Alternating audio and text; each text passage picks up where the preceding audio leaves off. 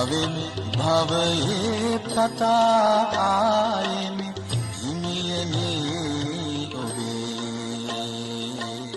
ඔබේ සාතු සාතු සාතු අවසරයි අපි හඳුරන්නේ මේ රතවිනීත කියන සූත්‍ර දේශනාවේ නිවන් මාර්ගයේ අනුපිළිවෙල ප්‍රතිපදාවක් විදිහට සත්‍යවිසුද්ධි දක්වනවා. මෙහිදී අර ශ්‍රාවකයා විසින් ආර්ය අෂ්ටාංග මාර්ගය තුලින් සීල චිත්ත විසුද්ධි ඔස්සේ ඥාන දර්ශන මතු කර ගන්න හැටි අපි හාම විස්තර කරන්න පුළුවන්ද? මෙහෙම මාත්‍රේ නිවන් මාර්ගයට අදාළව ගමන තුල සකස් වෙනා විසුද්ධීන් ගැන කතා කරද්දී අපි අනිවාර්යයෙන්ම අපි සංඝයාගේ ගුණයන් ගැන කතා කරනවානේ. සංඝයාගේ ගුණයන් ගැන කතා කරද්දී අපි මුලින්ම සංඝයාගේ ගුණය ඇති කරගෙන සුපටිපන්න ගුණය. තේරෙනවද? ඒ සුපටිපන්න ගුණය ඇති කරගත්ත සංඝයා කියලා කියන්නේ ආ කාමයන්ගේ නිසරුභාවය දැක්ක කෙනෙක්. සංසාර බය දැක්ක කෙනෙක්.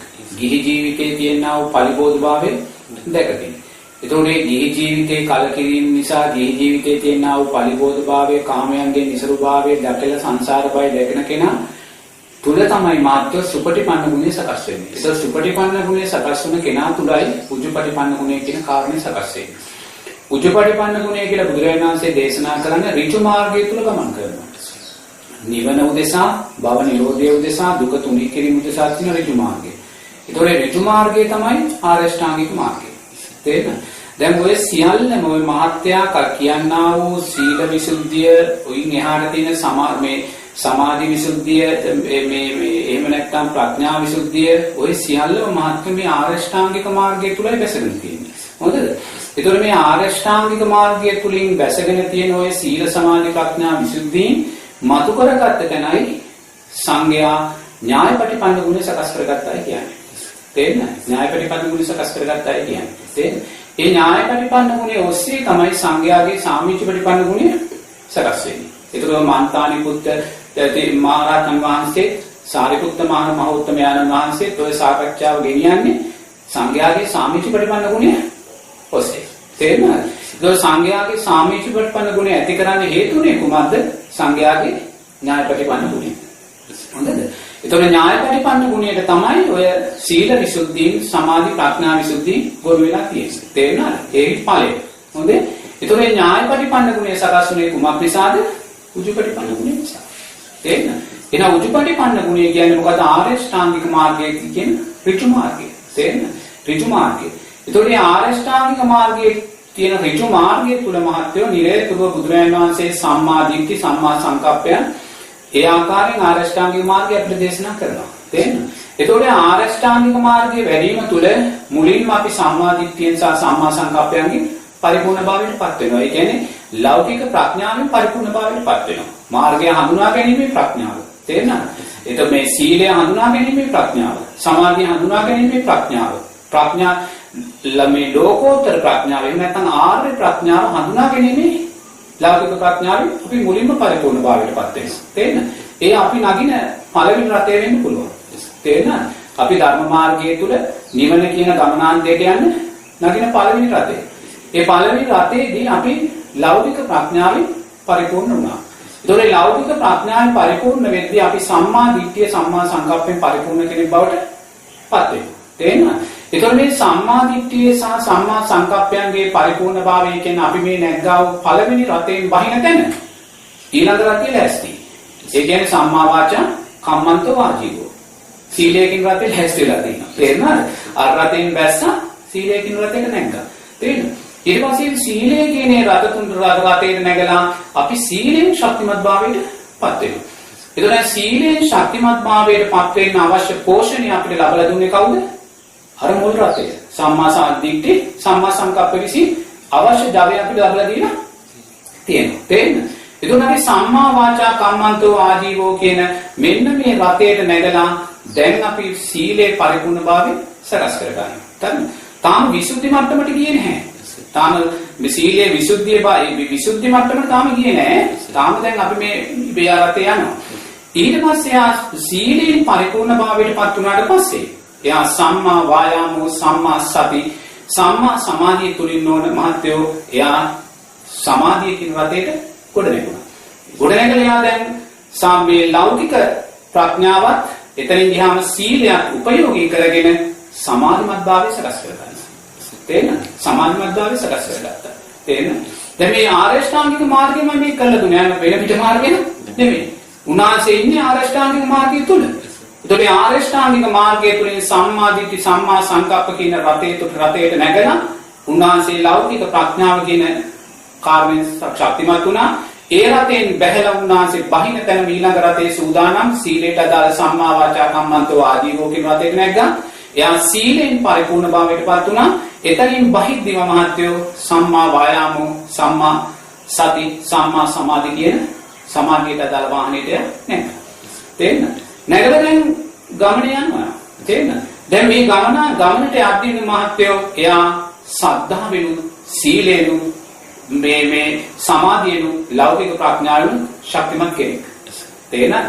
එයා ඒ කියන්නේ සද්ධාවෙන් පරිපූර්ණ කෙනෙක්. තේරෙනවද? එයා ආයිමත් හැරෙන්නේ නැහැ. තේරෙනවද? මාර්ගයෙන් ආයිමත් හැරෙන්නේ නැහැ. තේරෙනවද? එතෙන්ට ගිහිල්ලා අර සම්මා සමාධිය කියන තැන ඉඳලා තේරෙන සම්මා වායාමෝ සම්මා සති සම්මා සමාධි කියන අවසාන වාහනේ තුන ඉඳගෙන යන එතනින් බැහැලා මහත්වෝ මොකද්ද කරන්න තියෙන්නේ? මේ මුළු ආර්ය අෂ්ටාංගික මාර්ගයෙන් විදර්ශනා නුවණින් දකින්න. තේරෙනවද? ඒ ආර්ය අෂ්ටාංගික මාර්ගයෙන් විදර්ශනා නුවණින් දකින්න. තේරෙනවද? ඒ ආර්ය අෂ්ටාංගික මාර්ගයේ විදර්ශනා නුවණින් දකිද්දිම මහත්වයා සම්මා දිට්ඨි සම්මා සංකප්පයන් විදර්ශනා නුවණින් දකිද්දිම එයා තුළ ලෝකෝත්තර ප්‍රඥාව සකස් වුණා. තේරෙනවද? අර ලෞකික ප්‍රඥාව යා ලෝකෝත්තර ප්‍රඥාව බවට පත් කරගත්තා. කොහොමද පත් කරගත්තේ? අර මේ සම්මා සමාධිය කියන්නේ සම්මා සමාධිය තුළ සකස් කරගත්තා වූ පංච නීවරණ යටපත් වුණා වූ හිතෙන්. තේරෙනවද?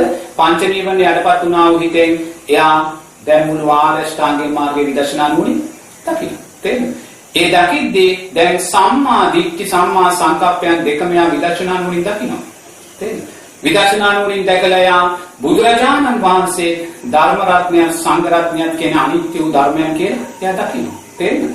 එයා බුදුරජාණන් වහන්සේ ධර්ම රත්නය සංඝ රත්නය කෙරේ තියෙනා වූ තෘෂ්ණාවෙන් බැහැර වෙලා ධර්ම රත්නය සංඝ රත්නය මේ තෙරුවන් කෙරේ සද්ධාව සකස් කරගන්න.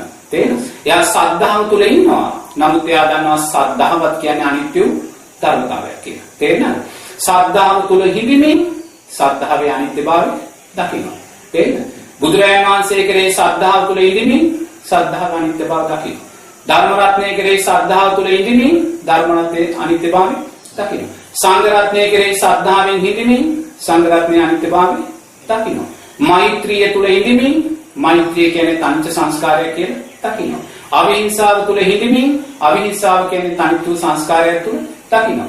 අලෝභ ආදේශ අමෝහයන් තුල හිඳිමින් අලෝභ ආදේශ අමෝහයන් කියන්නේ අනිත්‍ය සංස්කාරය තුල කියලා එයා දකිනවා. තේරෙනවද? ඒ දැක්ම තුල ඉඳගෙන ඊළඟට යා සීලයට හිතෙමු කරනවා. තේරෙනවද? එතකොට යා සීලය තුල හිඳිමින් සම්මා වාචා කම්මන්තෝ ආජීවය තුල හිඳිමින් සීලය කෙරෙහි තියෙන තෘෂ්ණාවෙන් බැහැර වෙනවා. සීලය තුල ශක්තිමත් වෙමින් ආර්ය සීලය තුල ශක්තිමත් වෙමින් ප්‍රාතිමෝක්ෂ සීලය තුල ශක්තිමත් වෙමින් සාමනීර දස සීලය තුල ශක්තිමත් වෙමින් පංච සීලය තුල ශක්තිමත් වෙමින් නිරේතුරුම සීලය කියන්නේ අනිත්‍ය වූ සංස්කාරයක් කියන දකින්න. තේරෙනවද? ඒ සීලය කියන අනිත්‍ය වූ සංස්කාරයක් කියන දකින්න තැන සද්ධාව කියන කාරණේ අනිත්‍ය කියන සංස්කාරයක් දකින්න තැන උන්වහන්සේලා තුල සකස් වෙන්නේ ප්‍රඥා විසුද්ධියමයි. වෙන දෙයක් නෙමෙයි සීල විසුද්ධියමයි. තේරෙනවද? සීලේ පරිපූර්ණ භාවය ඇති කරගනිමින් ඒ පරිපූර්ණ භාවය තුල සකස් වෙන්නා වූ සංස්කාරයෙන් බැඳෙන්නේ නැහැ. තේරෙනවද? සීලය තුල හිඳිමින් සීලේ අනිත්‍යභාවය දකින්න. තේරෙනවද? ඊළඟ සමාධිය තුල හිඳිමින් සමාධිය අනිත්‍යභාවය දකින්න. තේරෙනවද? ඊළඟට නිරේතුරුවම ප්‍රඥාව තුල හිඳිමින් දැන් මේ සෑම සංස්කාරයකම අනිත්‍යභාවය දකින්න මොහොතේ උන්වහන්සේ ඉන්නේ ආර්ය ප්‍රඥාව තුල ලෝකෝත්තර ප්‍රඥාව තුල උන්වහන්සේ ලෝකෝත්තර ප්‍රඥාව තුල හිඳිමින් මේ ලෝකෝත්තර ප්‍රඥාවත් අනිත්‍ය ධර්මතාවයක් කියලා දකින්න. මේ ලෝක ධාතුවේ මේ සීල විසුද්ධිය, සමාධි විසුද්ධිය, ප්‍රඥා විසුද්ධිය, දිට්ඨි විසුද්ධිය මේවා දේශනා කළේ මේවා ජීවිතේ මුලින්ම අත්දැක්කේ ලෝතුරා බුදුරජාණන් වහන්සේ. ලෝතුරා බුදුරජාණන් වහන්සේගේ සීල විසුද්ධිය පිරිනිවන් පාන වෙලාවේ අනිත්‍ය උනා කියලා දකින්න. තේරෙනවද? බුදුරජාණන් වහන්සේ තුල තිබ්බා වූ සමාධි විසුද්ධිය, ප්‍රඥා විසුද්ධිය, දිට්ඨි විසුද්ධිය මේ සෑම දෙයක්ම බුදුරජාණන් වහන්සේ පිරිනිවන් පාන වෙලාවේ අනිත්‍යභාවයටපත් වුණා කියලා දකින්න.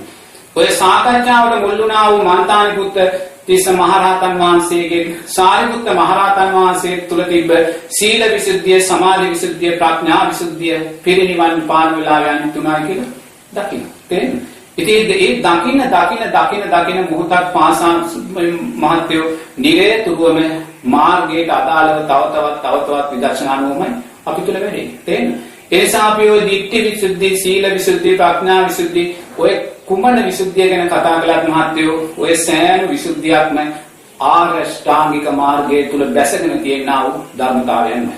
තේරෙනවද? ආර්ය ශ්‍රාංගික මාර්ගයෙන් බැහැරව අපිට කතා කරන්න බැහැ. තේරෙනවද? ඒ නිසා නිරේතුරුවම මුලින්ම ලෞකික ප්‍රඥාව, සම්මා දිට්ඨිය, සම්මා සංකප්පය තේරෙනවද? ඒක වාහනයක්, ඒ වාහනිය නැග්ගට පස්සේ අපි දෙවෙනි වාහනිය සූදානම් සීලයට අදාළව සම්මා වාචා කම්මන්තෝ ආජීවෝ. ඒකෙන් බහින තැන සමාධියට අදාළ වාහනිය තියෙනවා සම්මා මේ වායාමෝ, සම්මා සති, සම්මා සමාධි. සම්මා සමාධිය කියන වාහනෙන් බැස්ස තැන මහත්යෝ නිරේතුරුවම අපිට ආයිමත් මේ මුළු මාර්ගයම විදර්ශනා නුවණින් දකින්න. ඒ දකින්න තැන මහත්යෝ අපි ඔය කියන්නා වූ සීල, සමාධි, ප්‍රඥා විසුද්ධි සියල්ලම අපි තුල සාක්ෂාත් වෙලා. ඒ සාක්ෂාත් වෙච්ච තැනයි අපි ඥායපටිපන්න ගුණය කියන සඳහන් කරන්නේ. ඒ ඥායපටිපන්න ගුණය තුලයි අපි කවදා හරි සාමීචපටිපන්න ගුණය කියන කාරණේ සංගය අපිට සකස් කර දෙන්නේ. ඒ නිසා ඔය කියන්නා වූ කාරණා සියල්ලම මාත්‍ය ආරෂ්ඨාංගික මාර්ගය තුල බැසගෙන තියෙනවා. බුදුහාසලා එතන කියන්නේ අර ලෞකික ප්‍රඥාව. ඔව්. සහ ලෝකෝත්තර ප්‍රඥාව කියන විස්තර කරනවා. ඔව්. එතනදී ඉස්සර මූලික වශයෙන් මාර්ගයේ බැස ගන්න එක කරන පොදුවේ දැන් අපි උනත් දැන් රූපේ අනිත්‍යතාවය දකින්නේ අපි හඳුනන ඥාන දර්ශන වලින් නෙමෙයි. දැන් මූලික වශයෙන් ඒක ලෞකික ප්‍රඥාවක් විදිහට විස්තර වෙනවා. අර යම් මොහොතක අර සමාධිය අර වහන්සේ අතන අර මුළු මාර්ගයේම විදර්ශනා කරන තැනක් තියෙන ආපස්සට එතනදිත් අපි හන්නේ ලෞකික එක ලෝකෝත්තර තත්ත්වය යන්නේ කියන ඥාන දර්ශන පහළ වීමත් එක්කද මේමයි මාත්‍යෝ අපි කොච්චර නුවණින් මෙනෙහි කරනවා කියන කාරණය තුල ඥාන දර්ශන සකස් වෙනවා කියන කාරණයක් මම දකින්නේ නැහැ. තේරෙනවද? ප්‍රඥාව වැඩෙනවා. තේරෙනවද? ඒක ලෞකික ප්‍රඥාව, ලෝකෝත්තර ප්‍රඥාව වැඩෙනවා. නමුත් ඥාන දර්ශන කියන්නේ මාත්‍යෝ අනිවාර්යයෙන්ම උතුම් සමාධි තලයේදී සකස් වෙනා වූ දැක්මක්. ඒක මේ පියවි අපි මේ පියවි ස්වභාවයෙන් මේ ඉන්න වෙලාවක සකස් වෙනා වූ දෙයක් නෙමෙයි. නුවණින් මෙනෙහි කරගෙන ඉන්න වෙලාවක ඥාන දර්ශන නිරතුරුව සකස් වෙන්නේ උතුම් සමාධි තලයකදීමයි. තේරෙනවද? ඒ උතුම් සමාධි තලයකම කියන්නේ. ඒ සමාධි තලයෙන් සකස් වෙන ඥාන දර්ශන තුලින් තමයි අපි කවදාහරි විමුක්තිය සාක්ෂාත් කරගන්නේ. සම්මා විමුක්තිය කියන කාරණේ. තේරෙනවද? ඉන් මෙහා ඔය සමාධිය තුල මතයක් තියෙනවා අපි මේ මෙනෙහි කරමින් ඉන්න වෙලාවේ ඥාන දර්ශනය සකස් වෙනවා කියන කාරණය. නමුත් මම නම් දකින්නේ මහත්වෝ ධ්‍යාන මට්ටමකදීමයි ඥාන දර්ශනය සකස් වෙන්නේ. තේරෙනවද? ධ්‍යාන මට්ටමකින් තොරව ඉන්න වෙලාවක ඥාන දර්ශනය සකස් වීමක් සිද්ධ වෙන්නේ නැහැ. තේරෙනවද? ඒ කියන්නේ සාමාන්‍යයෙන් දැන් උගාකය කියනවා අපි භාවනා කරද්දී මට කැඩි කැඩි යනවා පේනවා කියලා. තේරෙනවද? උගාකය කියනවා මේ ගුරුවරු පවා කියනවා. තේරෙනවද? මම භාවනා කරනවා මට මේ රූපය කැඩි යනවා පේනවා, මගේ අතපය කැඩි යනවා පේනවා, මූණ කැඩි යනවා පේනවා, මේ කැඩි යනවා පේනවා කියන තැන ඔන්න ගුරුවරයා සාතිකයක් දෙනවා දැන් සෝවාන් වුණා කියලා. කෙලින්ම සාතිකයක් දෙනවා. ඒ යෝගාචරයා අනිවාර්යයෙන්ම තමා තුළින් විශ්වාසය කරනවා තමන් සෝවාන් ඵලයටපත් වුණා කියලා. නමුත් මම පැහැදිලිව කියනවා තමන් කැඩි යනවා කියන දකින්නවා නම් ඒ වෙලාවේ තමා සතර සතිපට්ඨානය තුලව නැහැ. මගේ මම ගන්න භාවනාව එච්චරයි. හොඳේ? කෙනෙක් කැඩි යනවා දකිමින් ඉන්නවා කියන්නේ එයා ඒ වෙලාව චිත්තානුපස්සනාව තුල ඉඳලා නැහැ. ඒ සිත අනිත්‍යයි කියලා දැකලා නැහැ. තේරෙනවද? එයා සිත අනිත්‍යයි කියලා දැකලා නැහැ. එයා ඒ ආස්වාදයක් තුල නිකලා තියෙන්නේ. සමාධි ආස්වාදයක් එක. තේරෙනවද? දැන් මම මේ කියනකොට මාත් එක්ක ගොඩක් අය ගැටෙන්න පුළුවන්. මම දන්න භාවනාවේ මම මේ කියන දේ වැරදිනා නම් මට සමා වෙන්න ඕනේ. තේරෙනවද? ඒතකොට යා කැඩි යනවා දකින්නවා කියන්නේ එයා ඒ වෙලාවේ කැඩි යන දකින්න හිත අනිත්‍යයි කියලා දකින්න දක්ෂ එයා චිත්තානුපස්සනාව තුළ ඉඳන් නැහැ. තේරෙනවද? එයා ඒ කැඩි යනවා දැකීමේ ආස්වාදය තුළ හිඳමින් යනවා. ඒ කියන්නේ ආය වෙලාවේ වේදනානුපස්සනාව තුළ ඉඳලා නැහැ. තේරෙනවද? එයා ඒ කැඩි යන වෙලාවේ එයා තුළ සකස් වෙනා වූ ප්‍රීතිය, පස්සද්ධිය, සප්තබොධ්‍යංගයට බැඳිලා ඉන්න ඔයා ධම්මානුපස්සනාව තුළ ඉඳලා ඊට දැන් ගොඩේ. දැන් ඇයි කැඩි ඉන්නවා දකින්නවා කියන්නේ එයා හිතනවා මේක ඥාන දර්ශන කියලා. ඥාන දර්ශන කියන්නේ මේක දෙයක් නෙමෙයි. තේරෙනවද? ඥාන දර්ශන උතුම් සමාධිමය තලයේ කිරීම ඥාන දර්ශනය සකස් වෙන්නේ. තේරෙනවද? එවැනි තැනකට ඥාන දර්ශනය සකස් වෙන්නේ. ඒ ඥාන දර්ශනයන් කවදාකවත් අපිට මේ හිතින් ඇති කරලා ගන්න පුළුවන් දෙයක් ස්වයංක්‍රීයව සකස් වෙලා ලබා දෙන්නා වූ දේවල්. තේරෙනවද? ඒ නිසා නිරේතුරුවම මේ ලෞකික ප්‍රඥාව කියන කාරණේ මහත්වෝ මාර්ගය හඳුන්වලා දෙන ප්‍රඥාව. තේරෙනවද? ඒතර තමයි මාර්ගය හඳුන්වලා දෙන්නේ. තේරෙනවද? ඒතකොට මේ මාර්ගය අපි හඳුනාගත්තේ නැත්නම් කවදාක්වත් අපි රකින්නා වූ සීල විසුද්ධිය බවට පත් කරගන්න අපිට පුළුවන්කම නැහැ. අපි රකින්නා වූ සමාධිය කවදාකවත් සමාධි විසුද්ධිය බවට පත් කරගන්න පුළුවන්කමක් ලැබෙන්නේ නැහැ. අපි සකස් කරගන්නා වූ ප්‍රඥා විසුද්ධිය බවට පත් කරගන්න අපිට පුළුවන්කමක් ලැබෙන්නේ මේ සියල්ලම අපිට සකස් කරලා දෙන්නේ නම් ලෞකික ප්‍රඥාවේ පරිපූර්ණභාවය අපිට අත්‍යවශ්‍යයි. සම්මා දිට්ඨිය සම්මා සංකප්පය. උද ලෞකික ප්‍රඥාවයි බුදුරජාණන් වහන්සේ ධර්ම රත්නය සංඝ රත්නය කියන මේ උතුම් තෙරුවන් කෙරෙහි ශ්‍රද්ධාවත් මේ උතුම් ධර්ම මාර්ගයටත් අපිව අවතීර්ණ කරන්නේ. මේ උතුම් ධර්ම මාර්ගය එකම මාර්ගය කියන කාරණේ අපිට දේශනා කරයි. බුදුරජාණන් වහන්සේට කීකරුභාවය, බුදුරජාණන් වහන්සේට ගෞරවය, ශ්‍රද්ධාව මේ සියල්ලම අපි තුල සකස් කරලා දෙන්නේ මේ ලෞකික ප්‍රඥාව. ලෞකික ප්‍රඥාව දුර්වල වෙච්ච තැනදී මහත්යෝ නිරේතුරුවම සීලයක්, සමාධියක්, තවත් සීලයක්, සමාධියක් හැටියටයි වැඩෙන්නේ. ඔය සීලය, සමාධිය ආලාර කාලම ළඟ තිබ්බා. උද්දක රාමපුත්ත ළඟ ඒ සීලයයි සමාධියයි තිබ්බා. තේරෙනවද? නමුත් ඒ ලෞකික ප්‍රඥාව තිබ්බේ නැහැ. ලෞකික ප්‍රඥාව නොතිබ්බ නිසා සීල විසුද්ධිය බවට පත් උනේ නැහැ. ලෞකික ප්‍රඥාව තිබෙන්නේ නැති නිසා සමාධි විසුද්ධිය බවට පත් උනේ නැහැ.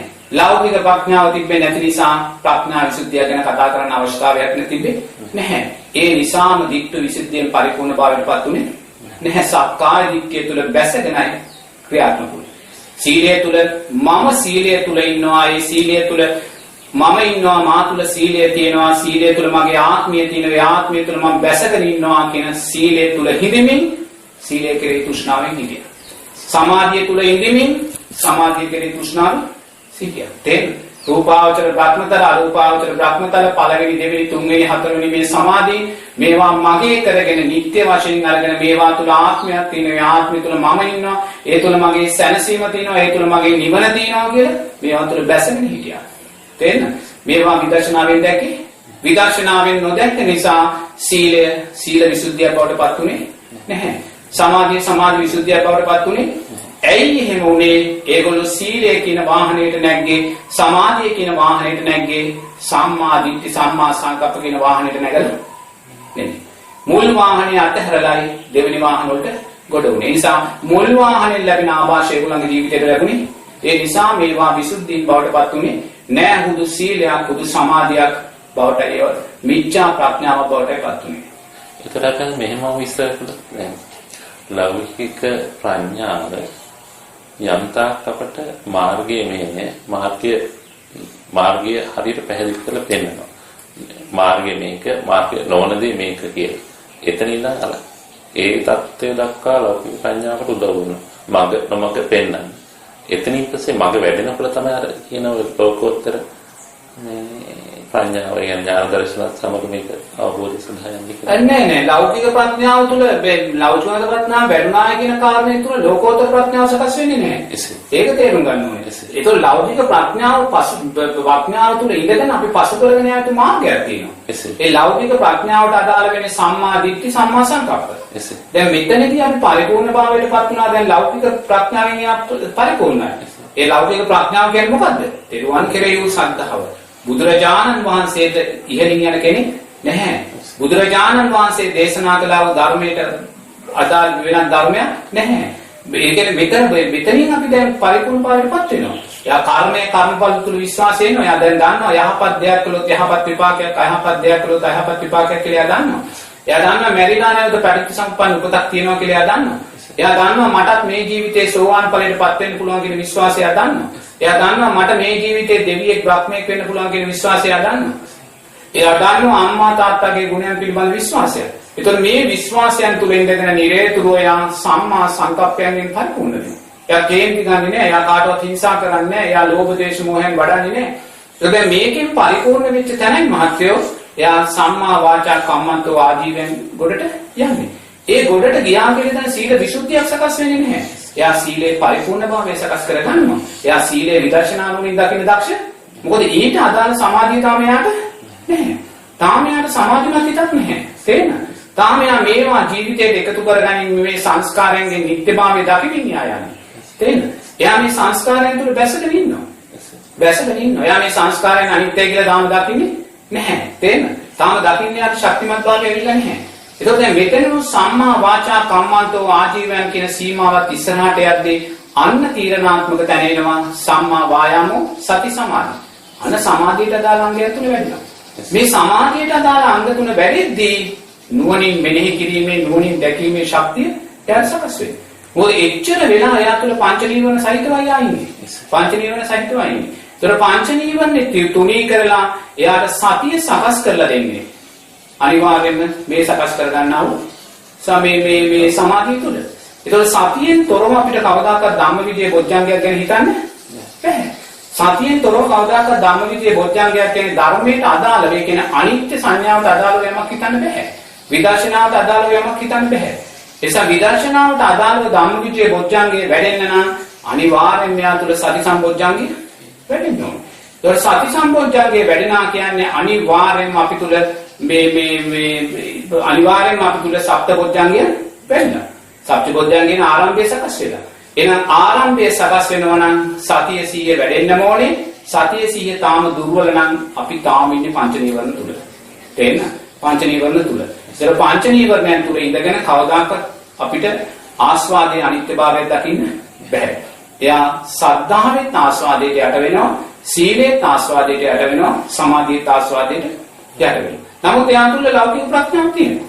ලෞකික ප්‍රඥාව තියෙන නිසා එයා සද්ධානුසාරී ධම්මානුසාරී කියන තැන ඉන්නවා. තේරෙනවද? නමුත් ඒ සද්ධානුසාරී ධම්මානුසාරී කියන තැන ලෞකික ප්‍රඥාවත් නිට්ටය වූ දේවල් නෙමෙයි අනිත්‍යභාවයට පත් වෙනවා. තේරෙනවද? ඒතකොට අනිත්‍යභාවයට පත් වෙන සද්ධානුසාරී ධම්මානුසාරී එහෙම නැත්නම් ලෞකික ප්‍රඥාව කියන කාරණය අපි සීලය උපයෝගී කරගෙන සමාධිය උපයෝගී කරගෙන ඒ සමාධිමත් හිතෙන් මේ අනිත්‍ය වූ ධර්මතාවයන් විසුද්ධීන් බවට පත් කරගන්න ජීවිතේ කොටසක් බවට පත් කරගන්න අපි දක්ෂ වෙන්න ඕනේ. තේරෙනවද? ඒ ජීවිතේ කොටසක් බවට පත් කරගන්න කුමක් උදෙසාද? භව නිරෝධය උදෙසා. තේරෙනවද? භව නිරෝධය උදෙසා. අපේ ආනක දැන් තව මේ පෙළෙහි තියෙන දෙයක් තමයි මේක මම අහලා තියෙන දෙයක්. සමත මූලික වඩලා හත්වෙනි ස්වාමීන් වහන්සේලාත් තියෙනවා. විදර්ශනා මූලිකට එතකොට ඒකට සමාධියක් නැද්ද එතකොට? නෑ. සමතය කියන්නේ මාත්‍ර විදර්ශනා උදෙසා සකස් කර ගන්නා පූර්ව මුලියක්. තේරෙනවද? සමතේ වඩලා රහත් ඵලයට පත් වුණායි කියන කාරණයක් ධර්මානුකූල නැහැ. සමත මූලික කියන අදහසින් අපේ හඳුන් මම කියනවා. සමත මූලික කියන එකේ අදහස මොකද්ද? එයා ඉස්සර සමතේ වඩලා ඊට පස්සේ එකම විදර්ශනාවට හරි. ඒක හරි. දැන් එතන ප්‍රශ්නේ වෙනයි. මුලින් ප්‍රශ්නේ වෙනයි. සමතය තුලින් කෙනෙක් රහත් ඵලයට පත් වෙනවා කියන කාරණේ සිද්ධ වෙන්න බෑ. ඒතකොට සමතය තුලින් එයා විදර්ශනාවට ගිහිල්ලා රහත් ඵලයට පත් වෙනවා. දැන් කෙනෙක් මුලින්ම සමත භාවනාව කරනවා, මෛත්‍රිය වඩනවා. ඒතකොට මෛත්‍රිය වඩලා එයා මෛත්‍රී ආනිසංස තුළ ශක්තිමත් වෙනවා. එයා මෛත්‍රී ධ්‍යාන වලින් ශක්තිමත් වෙනවා. එයා මෛත්‍රී ධ්‍යාන වලින් ශක්තිමත් වෙලා ඊට පස්සේ මෛත්‍රී ධ්‍යාන සතර සතිපට්ඨානයක් හැටියට දකිනවා. එයා මේ මෛත්‍රී ධ්‍යාන තුළින් සකස් වුණා වූ සංස්කාරයන්ගේ අනිත්‍යභාවය දකිනවා. දැන් එයා ඉන්නේ ආර්ය මෛත්‍රිය තුළ. ඒතකොට ආර්ය මෛත්‍රිය තුළින් රහත් ඵලයටපත් වෙන්න පුළුවන්. දැන් කෙනෙක් බුද්ධානුස්සතිය වඩනවා. ධම්මානුස්සතිය සංඝානුස්සතිය වඩනවා. බුද්ධානුස්සතිය ධම්මානුස්සතිය සංඝානුස්සතිය වඩලා ඊළඟට ආයේ සමාධිමත් වූ හිතෙන් බුද්ධානුස්සතිය ධම්මානුස්සතිය සංඝානුස්සතිය විදර්ශනා නුවණින් දකිනවා. තේරෙනවද? බුදුරජාණන් වහන්සේ කියන්නේ අනිත්‍ය සංස්කාරයක් කියලා දකිනවා. බුදුරජාණන් වහන්සේ පිළිනිවි ගියා කියන කාරණේ දකිනවා. බුදුරජාණන් වහන්සේගේ ධාතුන් වහන්සේලා අනාගතයේ යම් දවසක මේ බාහිර සතර මහා ධාතුට එකතු වෙනවා කියලා දකිනවා. බුදුරජාණන් වහන්සේගේ රූපකායත් දෙතිස් කුණුපයක් කියලා දකිනවා. බුදුරජාණන් වහන්සේගේ රූපකායත් සතර මහා ධාතුවක් කියලා දකිනවා. බුදුරජාණන් වහන්සේගේ රූපකායත් ආයතන හයක් හැටියට දකිනවා. බුදුරජාණන් වහන්සේගේ රූපකායත් අට්ටික සංඥාවක් මරණානුස්සතියක් හැටියට බුදුරජාණන් වහන්සේගේ දෙතිස් මහා පුරුෂ ලක්ෂණයන්ගේ බලන රූපකාය මහ පොළොවට සතර මහා ධාතුවට අයිති දෙයක් කියලා දකිනවා. පහත් ඵලයටදී තේරෙනවද? ඒ නිසා සමතේ තුලින් විදර්ශනාව තමයි යන්නේ. තේරෙනවද? එහෙම අපේ හඳුන් කෙලින් දැන් සමතේ තුලින් විදර්ශනාවට යන්නේ. කෙලින්ම විදර්ශනාව වඩන කට්ටියක් තියෙනවා. බෑ. බුදුරජාණන් වහන්සේ අපිට එහෙම කියන්නේ නැහැ. එහෙම කියන්නේ නැහැ. ඒවා අපි කිව්වොත් එහෙම සමතේට යන්නේ නැතුව විදර්ශනාවට යන්න කියලා විදර්ශනාවේ නාමයෙන් ඇති කරගන්නේ සක්කාය දිට්ඨියක්මයි. තේරෙනවද?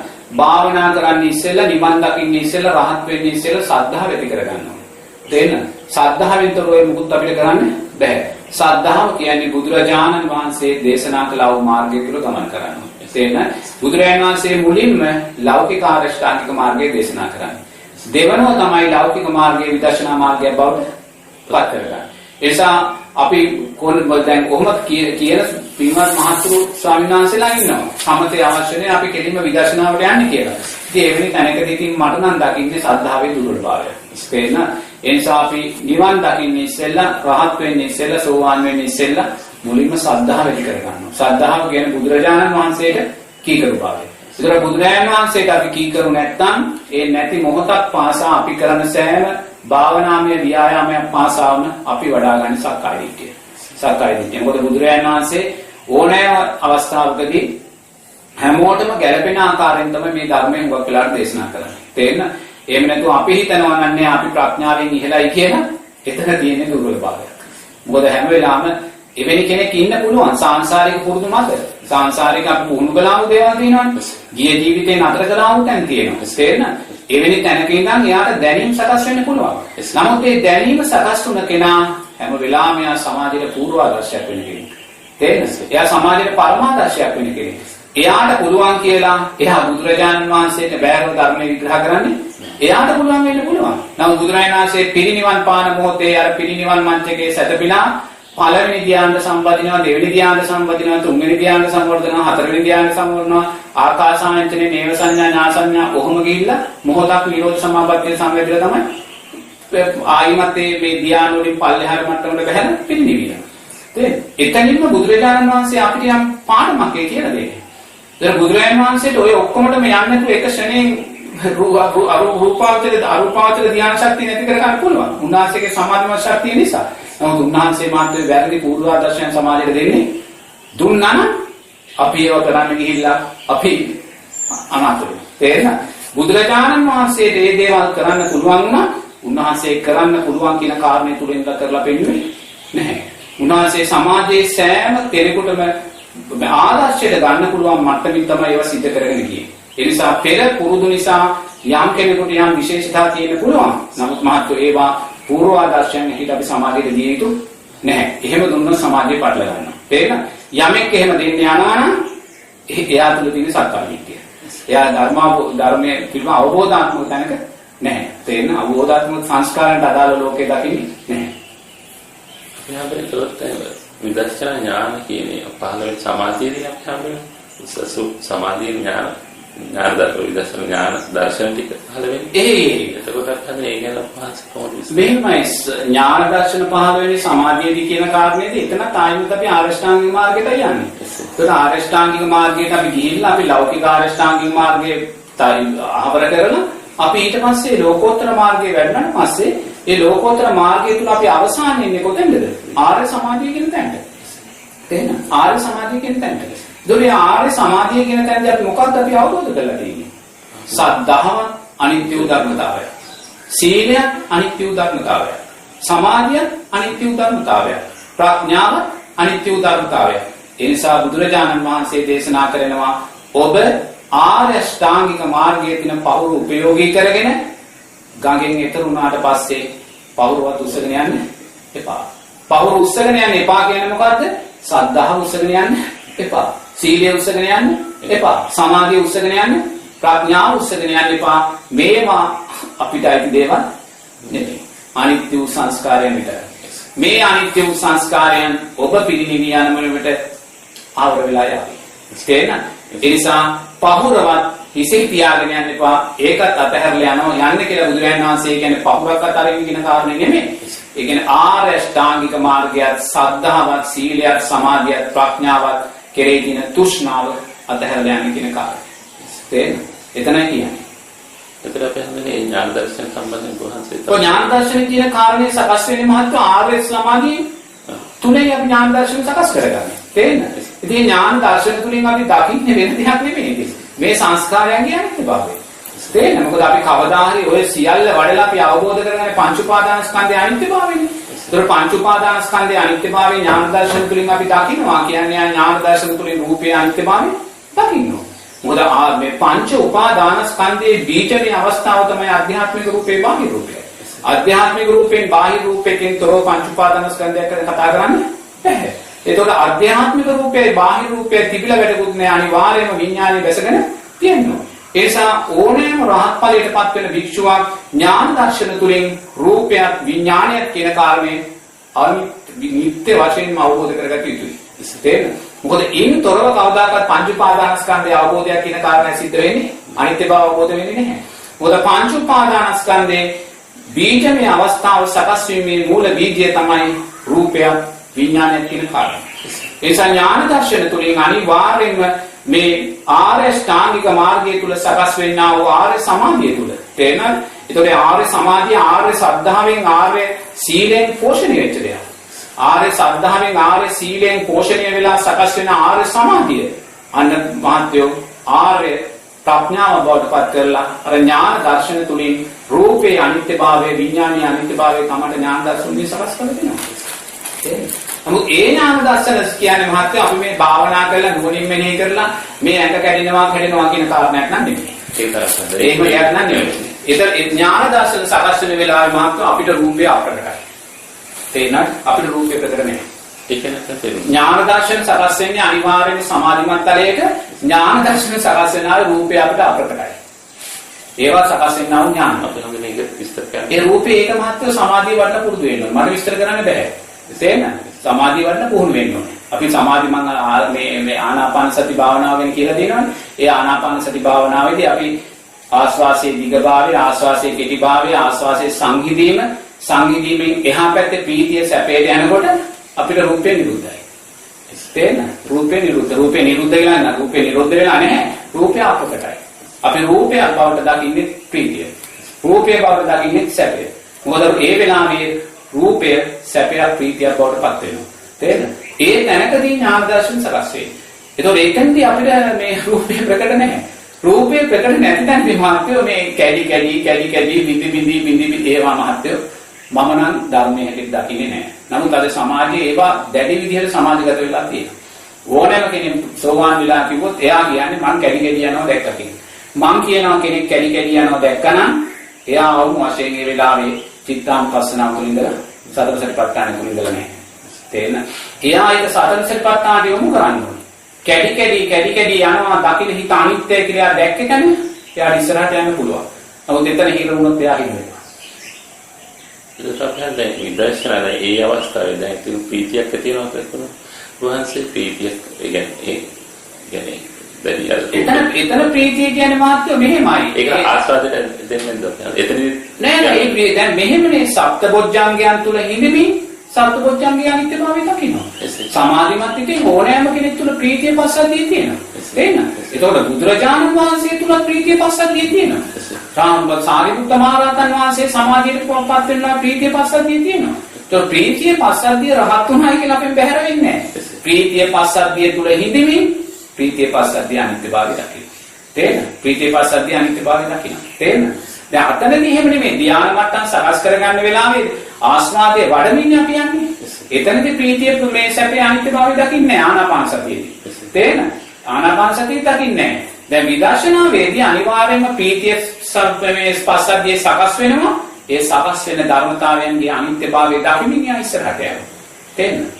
අපි අන්නේ වාස්තව ඉස්සර කිව්වේ අර විදර්ශනා උපක්ලේශ කියලා අර විදර්ශනාවන් කෙනෙකුට ඇති වෙන. ඔව් දැන් මම ඔය කැඩි බිදි යනවා කියන්නේ විදර්ශනාමය උපක්ලේශයක් තමයි. එතනදී අරහත් කියලා එතනදී අරහත් මේ සෝවාන් ඵලයටපත් වුණා රහත් වෙනවා කියලා රැවටෙන්නේ නැහැ තියෙනවා. තේරෙනවද? ඒවා උපක්ලේශ කියන්නේ උපක්ලේශයන් සකස් වෙන සමථ විදර්ශනා දෙකේදී උපක්ලේශ කියන කාරණේ සමථ විදර්ශනාවේදී සකස් වෙන කෙලෙස්.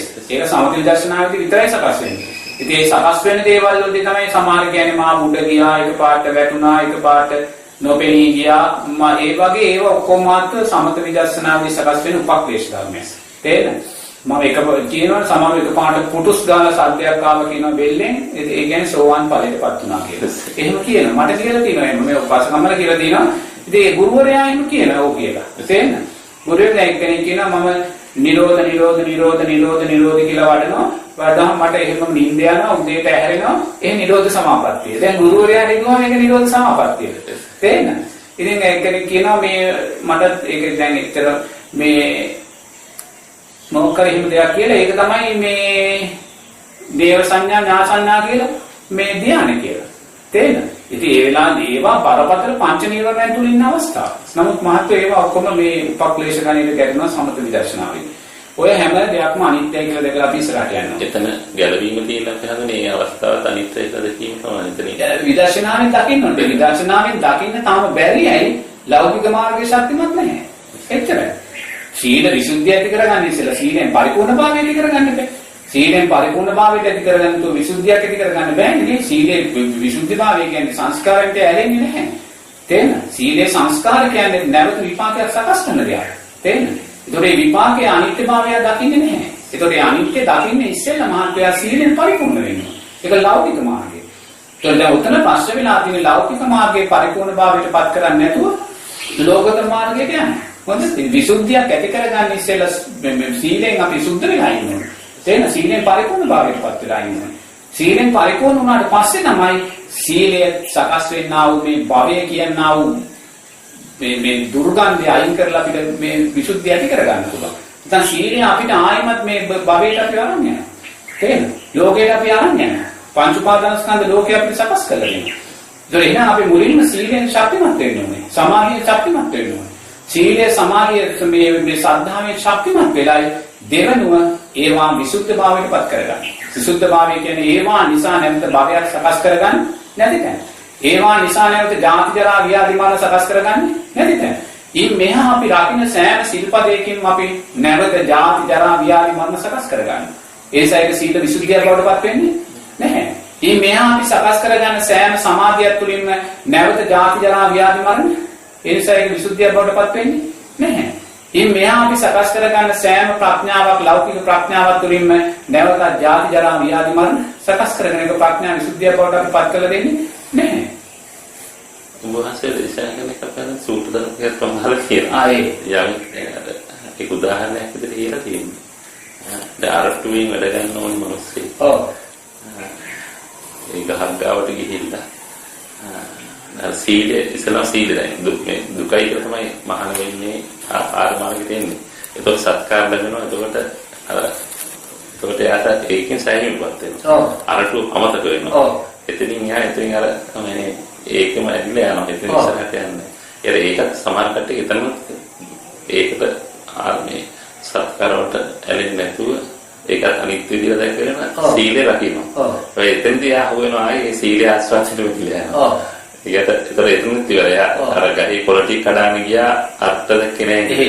ඊට පස්සේ එතනත් තමයි යමෙක් කර අනිත්‍ය වඩලා ඒකතර වුණාස් කියන හැමෙම මේක අනිත් විදර්ශනා කරනවා කියන්නේ. ඒ විදර්ශනා කරගත්තොත් විතරයි එතනින් එයා ගැලවෙන්නේ. ඔව්.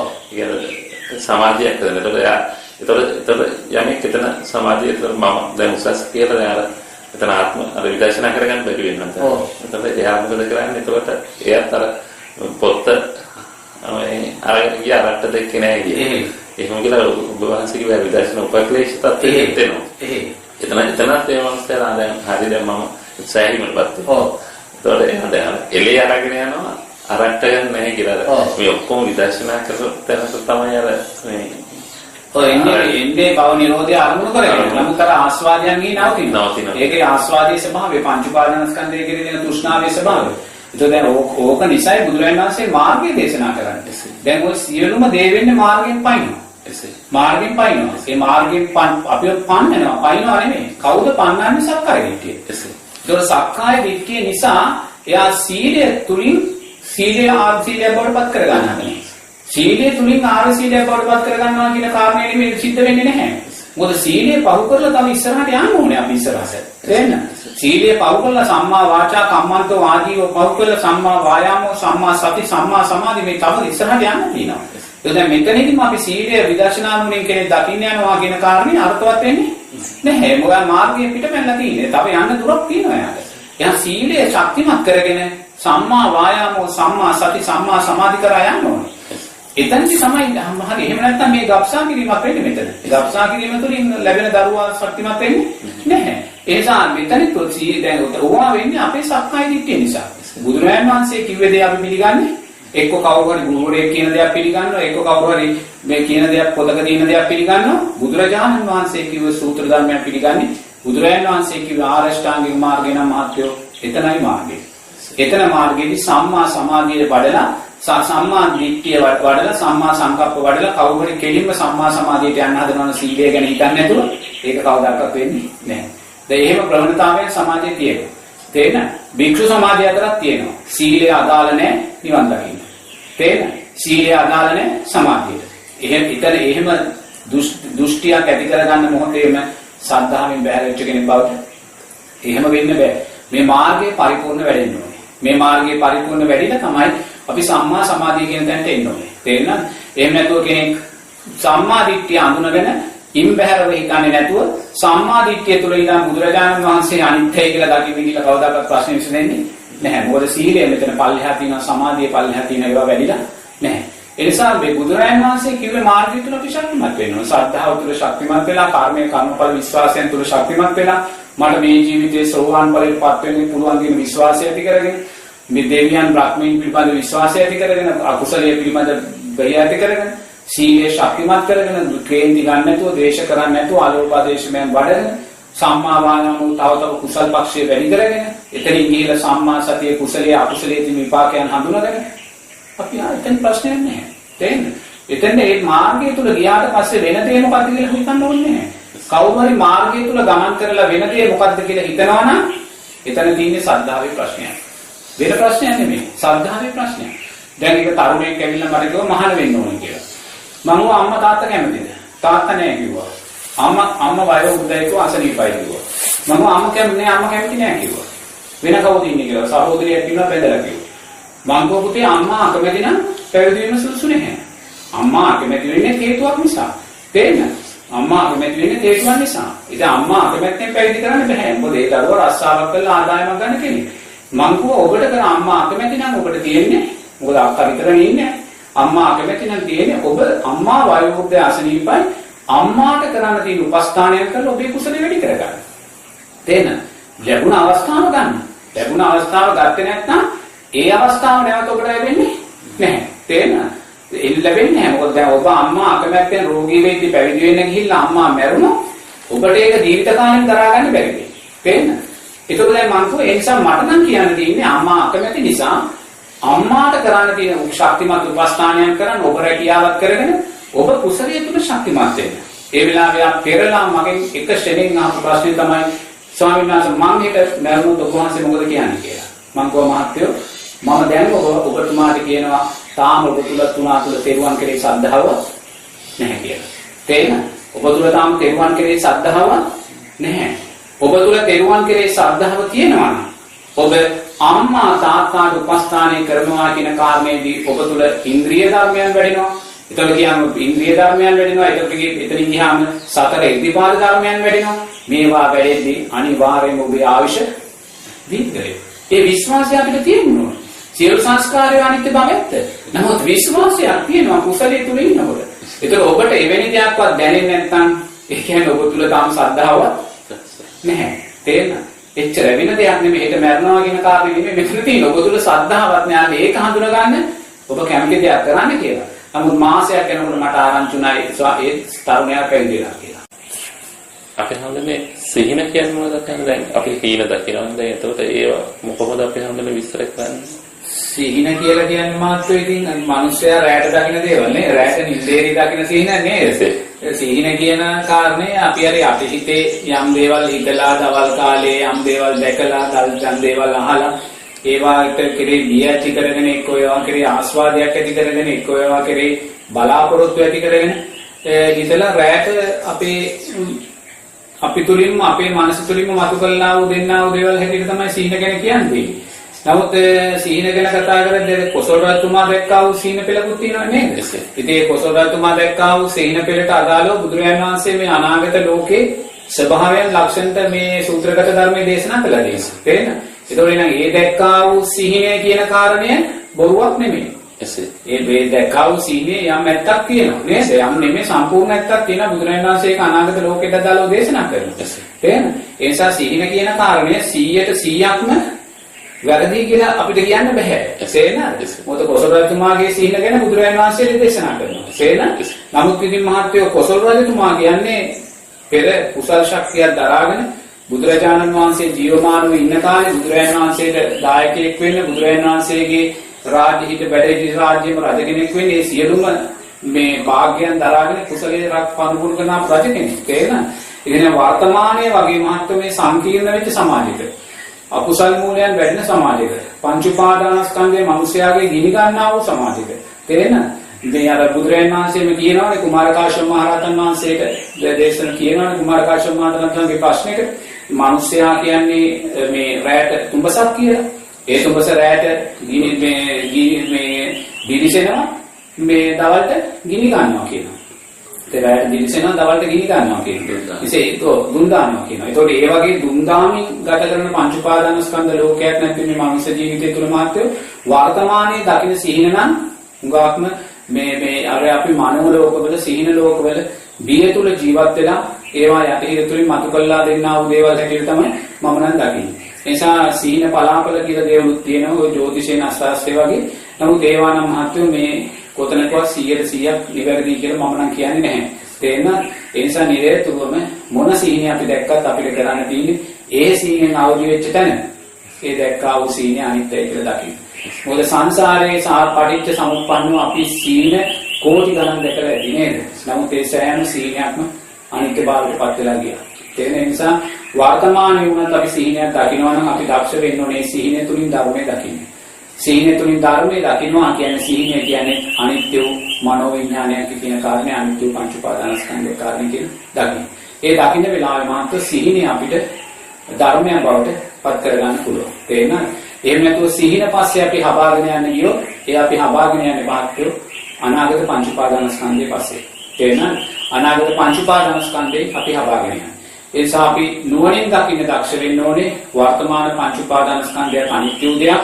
ඒ කියන්නේ වර්තමානයේ මේ පවතිනා වූ මේ අධ්‍යාත්මික රූපයත් මේ අධ්‍යාත්මික රූපයට අරමුණු වෙන්නා වූ සියලු බාහිර රූපයත් අනිත්‍ය ධර්මතාවය. ඒ බාහිර රූපයන් නිසා සකස් වෙන්නා වූ පස්ස වේදනා සංඥා සංකාර විඥානයන් කියන්නේ අනිත්‍ය වෙලා යන ධර්මතාවය. තේරෙනවද? එහෙනම් මේ වර්තමාන පංච උපාදානස්කන්ධයත් අනිත්‍ය නම් අතීතයේ සකස් වුණා වූ සෑම පංච උපාදානස්කන්ධයක්ම අනිත්‍ය දෙයක්මයි. අතීතයේ සක්විති රජ වේලා සකස් වුණා වූ පංච උපාදානස්කන්ධයන් අනිත්‍ය වුණා නම් මහත්වෝ අද අපි රාත්‍රියේ දකින්න සිහිනෙන් මම රජ කෙනෙක් වුණ වෙනවායි කියන සිහිනෙට බැඳෙන්න අවශ්‍යතාවය නැහැ. මොකද අතීතයේ සක්විති රජ කෙනෙක් ජීවමාන වුණා සිහිනයක් ඇටියෙද නෙමේ ඒ සක්විති රජ රූපේ අනිත්‍ය වෙලා ගියා. අතීතයේ අපි හෙට මං දෙවියෙක් වෙනවා කියලා සිහිනෙන් දැක්කොත් ඒකට බැඳෙන්න දෙයක් නැහැ. මොකද අතීතයේ සක්‍රියා කියලා අපි ජීවමාන සක්‍රියා බවට පත් වුණා. ඒ සක්‍ර ජීවිතේ අනිත්‍ය නම් අද රාත්‍රියට අපි දෙවියෙක් වෙනවා කියලා දැක්කා වූ දෙයට බැඳෙන්න අවශ්‍යතාවය. ඒ නිසා සිහිනයක් තුළින් අපිට දකින්න තියෙන එකම එක දෙයයි සිහිනය ධර්මයක් බවට පත් කරගන්න. සිහිනය ධර්මයක් බවට පත් කරගන්නවා කියන්නේ දැක්කා වූ සිහිනය ගැන අපි හිතන්නේ නැහැ. හැම වෙලාවෙම මේ සිහිනය අනිත්‍ය වූ මනෝවිඥානය කියලා දකින්න. එතෙන්දී සිහිනය ධර්මයක් බවට විදර්ශනාමය ධර්මයක් බවට පත් කරගන්න. ඉන්නේ අපි කවදා හරි සිහින දැකීමෙන් තොර වෙනවා කියන මාත්‍යෝ අපි කවදා හරි රහත් ඵලයට පත් වෙන වෙලාවේ ඒ රහතන් වහන්සේ කවදාවත් සිහින දකින්නේ නැහැ. උන්වහන්සේ අතීත වර්තමාන අනාගත කියන තුන් කාලෙම ඒ අතීත අනාගත වර්තමාන කියන පංච උපාදානස්කන්ධයන් තුන අනිත්‍ය වශයෙන් අවබෝධ කරගත්ත කෙනෙක්. තේරෙනවද? උන්වහන්සේට හෙට පිළිබඳ බලාපොරොත්තු නැහැ. හෙට පිළිබඳ සැලසුම් ගොඩාක් තෘෂ්ණාවෙන් බැඳුනා වූ සැලසුම් නැහැ. හෙට උන්වහන්සේට සැලස්මක් තියෙනවා මම මේ කුටිය අතහැරලා යනවා කියලා. නමුත් මාත්‍ර ඒ වෙනුවෙන් උන්වහන්සේගේ තෘෂ්ණාවක් ඇලින් ගැටීම් උපේක්ෂාවක් නැහැ. තේරෙනවද? උන්වහන්සේ අනාගතේ ප්‍රාර්ථනා කරන්නේ බලාපොරොත්තු මට මේවා ලැබේවා කියලා තියෙනා වූ තෘෂ්ණාවක් උන්වහන්සේලාට. ඒ නිසා උන්වහන්සේලා සිහින දැකීමෙන් විදුනා වූ පිරිසක් කියලා බුදුරජාණන් වහන්සේ දේශනා කරනවා. තේරෙනවද? ඉතින් මෙහා ඉතින් මිනිස්සු සිහින දකිනවා.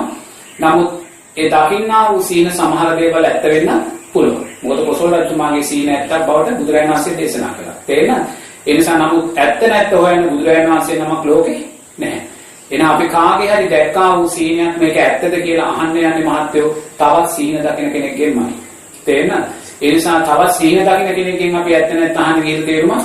ඒ නිසා අපිට වර්තමානයේ සීනයක් තුලින් කරන්න ඕනේ සීනය තුලින් ධර්මයක් දකින්න කාරණේ විතරයි. එච්චරයි. රහතන් වහන්සේට සීන දකින්නේ නැහැ. රහතන් වහන්සේට සීන දකින්න විදිහක් නැහැ මාත්‍ය. මොකද රහතන් වහන්සේ අතීත වර්තමාන අනාගත තුන් කාලෙම මේ අවබෝධයෙන්ම අනිත්‍ය වශයෙන් දැකපු කෙනෙක්. ඒ වගේම රහතන් වහන්සේ පංච නීවරණයන් තුල නින්දක් සකස් වීමක් නැහැ. සප්තබොධ්‍යංග තුල සකස් වෙන නින්දක් තමයි තියෙන්නේ. ඒ නිසා රහතන් වහන්සේට සීන දකින්න විදිහක් නැහැ. සීන දකින්නවා නම් ඒ අනිවාර්යයෙන් මේ දකින්නා වූ සීන මාත්‍ය පංච උපාදානස්කන්ධ මේ පංච නීවරණ තුල ඇති කර ගන්නා වූ නින්දකින්ම තමයි අපි සීන දකින්නේ. ඒ අපි හොඳම ගිහි පිරිත සම්බන්ධ බලාන්සෙත් ප්‍රකාශ මෙහෙමයි මත් ගිහි පිරිත කියන කාරණේ දැන් ඔය මම දැන් මේ ගම්මානික ඉන්නේ. දැන් මට මේ වස් සමාදන් වෙන්න වෙලා මම මාස දෙකක් දැන් ගෙවිලා ඉවරයි. මට ගිහි පිරිත් කොහොමද 3ක් වගේ ඇහිලා තියෙනවා. ඒ වටේ පිටාවේ ගිහි පිරිත් 3ක් වගේ ඇහිලා තියෙනවා. ඒ කියන්නේ දැන් ගම්මානවල පොළොම නගරාසන්නවත් එහෙමයි ගිහි පිරිත කියන කාරණේ ගොඩාක් ප්‍රචලිතව තියෙනවා. ඒතර ගිහි පිරිත් ප්‍රචලිත වෙන්න හේතුවක් තියෙනවා. හොඳද?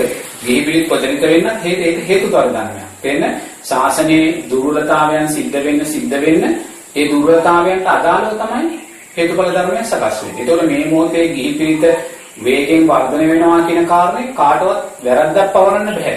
දොස් කියන්නත් බෑ ඒක හේතුඵල ධර්මයක්. තේරෙන? දැන් අපි පුංචි කාලේ අපි නම් තරුණ කාලේ ගිහි පිරිතක් කියන කාරණයක් අපි අහලා තිබෙන්නේ නැහැ. තේරෙනවද? මහා සංඝරත්නයේ පිරිත් කිව්වේ. තේරෙන?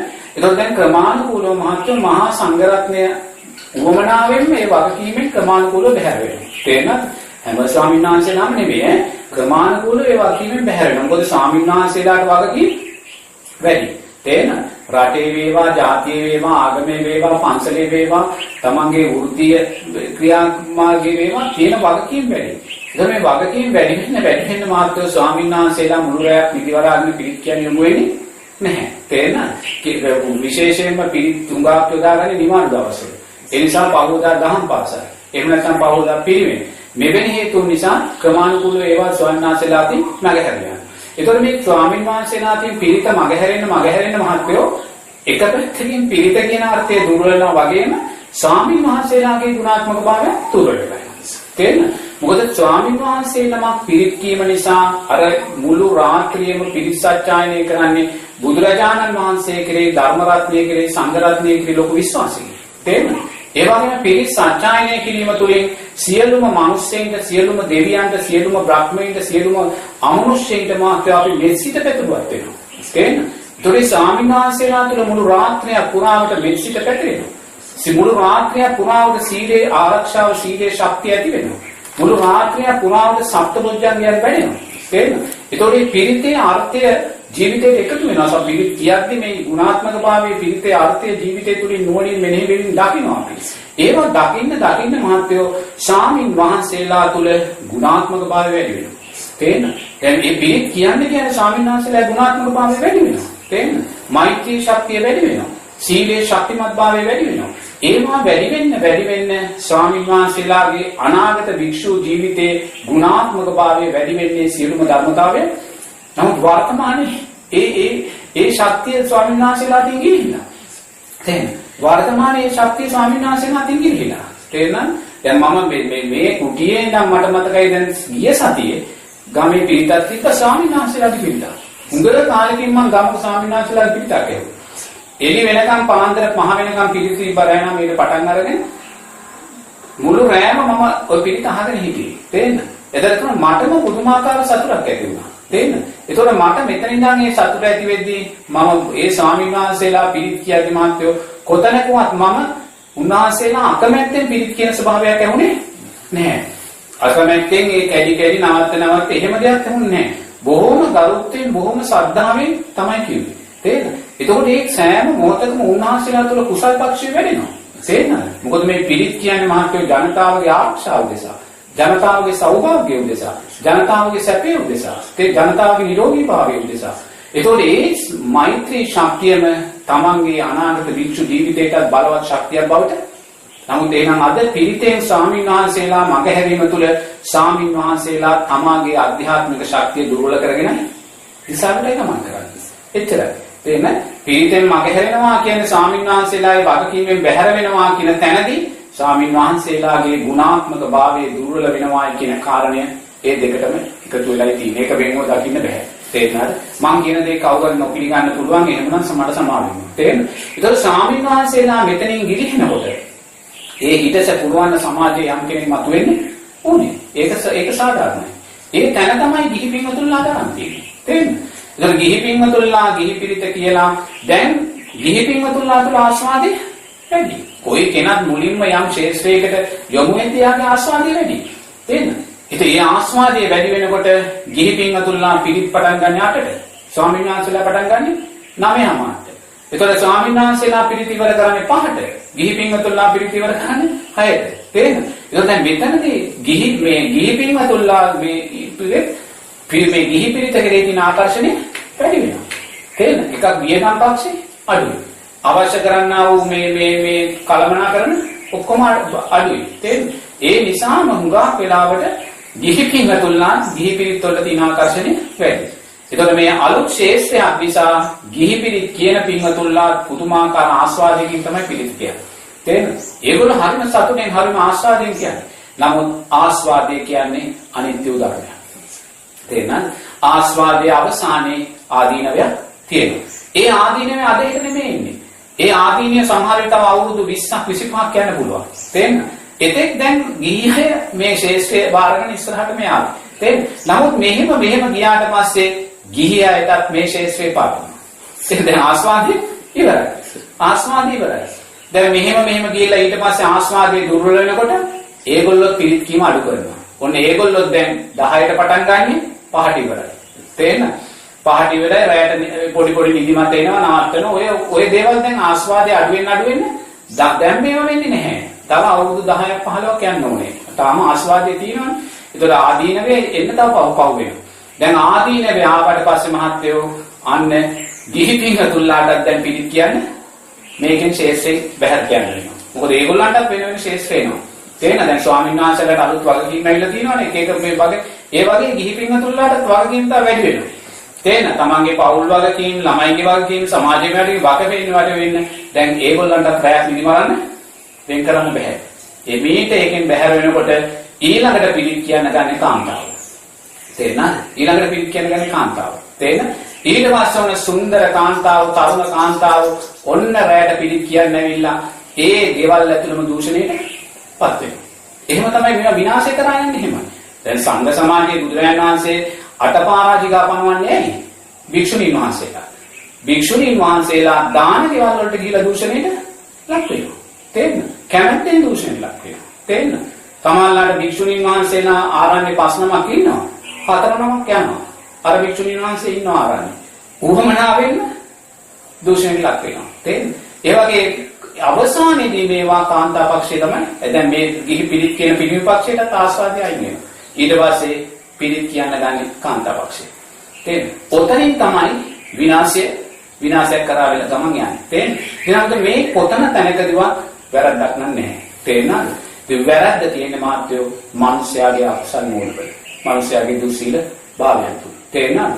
ඒ නිසා නිරේතුරුවම මේ වර්තමාන සමාජයේ වෙන කිසිම දෙයක අපිට වැරද්දක් කියන්න බෑ. තේරෙනවද? වැරද්දක් කියන්න බෑ. වපුරන දේ අස්වැන්න සමාජයේ ලබනවා. තේරෙනවද? ඒ නිසා ස්වාමින් වහන්සේලා පිරිත් දේශනා කිරීම රාත්‍රී පිරිත් දේශනා කිරීම බැහැර වෙන්න අනිවාර්යයෙන්ම උන්වහන්සේලාගේ ගුණාත්මක භාවයෙන් බැහැර වීමක් තමයි සිද්ධ කරගන්නේ. ධර්මයට අදාළ. තේරෙනවද? ඒ නිසා දැන් ගිහි පින්වතුන්ලා තුල බොහොම ආස්වාදයෙන් බොහොම ඉහළින් ඒවා කරනවා. නමුත් ආස්වාදය කියන අනිත්‍ය උදාහරණයක්. ඒ ආස්වාදයේ ආදීනවයක් බවට පත් වෙන්න තව අවුරුදු සමාජයක 15ක් 20ක් 25ක් යන්නත් පුළුවන්. ඊට පස්සේ සුන්දර කාන්තාව තමයි රාත්‍රියේ ගිහි පිරිත් කියන්නේ කණ්ඩායම් දෙන්නේ. එතනින් තමයි මහත්යෝ බරපතල අන්තුරු කළා සමාජයේ ගමන් කරන්නේ. තේරෙනවද? ඉතින් දැන් මේවා සමාජ මන්දන් මේ දේවල් ප්‍රකාශ කරද්දී පිංගතුලා ගැටෙන්නත් පුළුවන්. තේරෙනවද? දැන් ගිහි පිරිත් කියන මහත්තුරු ගැටෙන්න පුළුවන්. කාන්තා පක්ෂය ගැටෙන්නත් පුළුවන්. නමුත් ඉතින් මම හේතුඵල ධර්මයන් ගලපලයි කිව්වේ. තේරෙනවද? ඒ නිසා මේ හේතුඵල ධර්මයන් ගලපලා මං කියන දෙයට අකමැති නම් කරුණාකරලා ඒක අමතක කරලා දාන්නයි තියන්නේ. මොකද ඉස්සරහට අරන් යන්න එපා. තේරෙනවද? මොකද මම දන්නවා ගොඩාක් අය මට බයිනවා. යම් හේතුන් දක්වන්නේ. දැන් ගිය සුමානේ මම පිටපාතේ වඩිනකොට දැන් මේ ගම්මානයක් නෙමේක. මේ ගම්මානේ මම අර අතුරු පාරකට යනවා වඩිනකොට මගේ ඉස්සරහින් ඇවිල්ලා අර තැපැල් නැගිටි බයිසිකලයක් නතර කරලා මහත්තයෙක් ආවා. ඒ මහත්තයා ඇවිල්ලා මොනවා හරි යම් දෙයක් පූජා කළා මට. පූජා කරලා මම ඉතින් පින් අනුමෝදන් කරලා යනකොට ඒ මහත්තයා මට කියනවා ස්වාමීන් වහන්සේ ඔබ වහන්සේට අන්තර්ජාලය ගොඩක් බයිනවා කියලා. මම ඒ මහත්තයාට කිව්වා මහත්තයෝ මට වැඩියෙන්ම මම බැනුම් අහලා තියෙන මගේ අම්මගේ තාත්තගේ. අම්මයි තාත්තයි තමයි මට වැඩියෙන් බැලලා තියෙන මුලින්ම බැලලා තියෙන්නේ. එහෙනම් අම්මයි තාත්තයි මම එච්චර බැනුම් ඇහුවා නම් අනුන් බයිනෙන් කියන්නේ මට පුදුම වෙන දෙයක්. ඒ මහත්තයාට හිතා ගන්නත් බැ මගේ උත්තරේ තේන්නේ. ඒ නිසා ලෝකේ කොච්චර බැන්නත් මහත්තයෝ මම හිතන්නේ ඔය හැමෝටම වඩා මට අම්මයි තාත්තයි බැනලා. ඒ නිසා මම අම්මයි තාත්තට තරහන්නේ නෑ. ඒ නිසා මම කායිකව තරහ වෙන්නේ නෑ. තේරෙනවද? වයින්දී යහපත් දෙයක් කිව්වොත් ඒ දේ ඔබලාටයි බැන්න ඒ දේ ඔබලාට එච්චරයි. මට මේ දෙකෙන් එකක්වත් අයිති. මම දන්නවා යහපතත් අයහපතත් විවේචනය ප්‍රශංසා කිරීම දෙකම අනිත්‍ය ධර්මයක් කියලා. තේරෙනවද? ඒ නිසා මම කොතනකවත් විවේචනයට ගැටිලා ප්‍රශංසාවට ඇලෙන්නේ නැහැ. තේරෙනවද? මම විවේචනයට ගැටිලා ප්‍රශංසාවට ඇලුනොත් මම එතන ඇවිල්ලා තියෙන්නේ මායයටයි. තේරෙනවද? ඒ නිසා මුළු සමාජෙම එකතු වෙලා මට සාධිකාර දුන්නා මම ඒ සාධිකාර වල ටික දශමින්වත් තාම ඇලිලා නැහැ. තේරෙනවද? ඒක මම සමාජයට ඔප්පු කරලා තියෙනවා. එහෙනම් ඒ ප්‍රශංසාවට ඇලෙන්නේ නැහැ වගේ මම දන්නවා ප්‍රශංසාවයිති මායයටයි විවේචනයයිති මායයටයි. තේරෙනවද? එහෙනම් ප්‍රශංසාවත් විවේචනය දෙකම කෙරෙහි තියෙන ඇලීම් ගැටීම් උපේක්ෂාවන් බැහැර වෙච්ච තැන මාත්‍යෝ අපි විවේචනය ප්‍රශංසාවත් තුළින් ධර්මයේ ජීවිතයට එකතු කරගත්ත කෙනෙක් බවට පත් වෙනවා. එන්න එතෙන්ට තමයි අපි ඉන්නේ. අපි හැමදේම කප්පියන් කරනවා කියලා කියන්නේ මොකක්ද අපි හැමදේම? මෙහෙම කප්පියන් කරනවා කියලා කියන්නේ මහත්කෝ දැන් මේ පැලවෙන්නා වූ මේ පැලවෙන්නා වූ බීජයන් තියෙනවා. දැන් අපි කියමු අඹ ගෙඩියක්. එතකොට දස්ලපු ගෙඩියක්. ඔතේ මේ එතනින් ගියාම ඔය බෙලි වගේ ඒ වගේ දේවල් කප්පියන් කරනවා. කප්පියන් කරනවා කියන්නේ ඒවැ මේ තියෙනා වූ ඇට බීජයන් පැලවෙන ස්වභාවයෙන් යුක්තයි. ඉතින් ඒ නිසා කප්පියන් කරනවා කියන්නේ අපි දැන් ආම්දුර කෙනෙකුට කවුරු හරි එවැනි දෙයක් පූජා කළොත් එහෙම පැලවෙන ඇට සහිත ආහාරයක් තියෙන දෙයක් ඒක අපි කියන කප්පියන් කරන්න කියලා. හොඳේ? එතකොට ඒ ගිහිගෙනා පිහියකින් හෝ එහෙම නැත්නම් හැන්දකින් හෝ මේ නියපොත්තෙන් උනත් ප්‍රශ්නයක් නැහැ. විනේ සඳහන් වෙනවා ඉන්නේ. නියපෙත්තෙන් උනත් මේක කප්පියන් බන්තේ කියලා තුන් පාර අපිට කරලා ඒක දෙන්න ඕනේ. තේරෙනවද? එතකොට තමයි ඒක අපිට කැප. තේරෙනවද? එතකොට කප්පියන් නොකර අපි දෙයක් වැළඳුවොත් අපිට ඒක විනය මේ ඇවැත් දේශනා කරන වෙලාවේ ඇවැත් දේශනා කරලා පිළිසු වෙන්න පුළුවන්. තේරෙනවද? නමුත් දැන් ඒවා මාත්‍රෝ සමාජයේ හුඟ වෙලාවට මේ අන්තයට තරම් යන ස්වභාවයක් තියෙනවා. අන්තයට තරම් යනවා කියන්නේ සමහරු මට ගෙනලා පූජා කරලා දිනවා මේ මිදිගෙඩි ටික පූජා කරනකොට පිහියක් එක අරගෙන එනවා. මම ඒ පුතේ පියනේ කප්පියන් කරා. මිදිගෙඩිය කප්පියන් ගෙනීමේ අවශ්‍යතාවය ඒවැයට පළ වෙන්නේ නැහැ. ඒතකොට ඇපල් ගෙඩිය ගේන වෙලාවේ පිහියක් කරන් එනවා ඒක කප්පියන් කරන්න කියලා. ඒතකොට ඇපල් ගෙඩිය පැලවෙන ස්වභාවයෙන් ඒවා කප්පියන් කරන්න ඕනේ නැහැ. දැන් සාමාන්‍යයෙන් පොල් සම්බෝලයක් කට්ට සම්බෝය කියන්නේ ලුණු මිරිසක් වගේ දේකුත් කප්පියන් කරනවා. තේරෙනවද? මොකද ඒවැයි මිරිස් ඇට තියෙනවා. ඒ ඇට පැලවෙන ස්වභාවයෙන් යුක්තයි. දැන් ආරණ්‍ය වල අනිවාර්යයෙන්ම පොල් සම්බෝලේ කප්පියන් කරනවා. තේරෙනවද? ඒ කප්පියන් කරෝති කියලා කිව්වහම කප්පියන් මේ බන්තේ මන් කියලා පිහියෙන් මේව ඉරි තුනක් අනිනවා. මේ පිහියෙන් මේව කැපිලි තුනක් කරනවා. පිහියක් නැත්නම් හැන්දෙන් කරන්න පුළුවන් නැත්නම් මේ නියපොත්තෙන් කරන්න. අපි තුම පොල් සම්බෝලයක් කොහොමද කප්පියන් කරන්නේ? ඉතින් පොල් සම්බෝලේ උඩි මේ ගාවල ගන්නවා පිහිය. ඒක දන්නේ නැහැ. අපි දාන පූජා කරනකොට අපි කරන්නේ නෑ. එහෙම පූජා නොකරපු තැන් වල ඒගොල්ලෝ ඇවැත් දේශන වෙලාවට ඒක දේශනා කරගන්නවා. තේරෙනවද? නමුත් ඒ විනේ එහෙම සඳහන් වෙනවා. තේරෙනවද? නමුත් මම කවදාකවත් පින්ඩපාතේ වඩිද්දි දැන් අපිට මේ ගම්මාන වල පින්ඩපාතේ වඩිද්දි නිරේතුරුවම ගෙවල් වලින් පූජා කරන දෙකක් තමයි පොල් සම්බෝලයි කටිස මේ ලුණු මිරිස. මොකද උදේට අනිවාර්යයෙන්ම ගම්මාන ගෙවල් වල ඒගොල්ලන් මොකද අන්න සැරට තමයි ඒක හදාන්නේ. නිසා උදේ පාන්දර එළවලු හදාගන්න ගොඩාක් දේවල් හදන්න විදියක් නැහැ. උඟා තැන් වල අපිට ලැබෙන දෙකක්. නමුත් අපි කවදාකවත් පොල් සම්බෝලයක් මේක කප්පියන් කරන්න කියන්නේ නැහැ.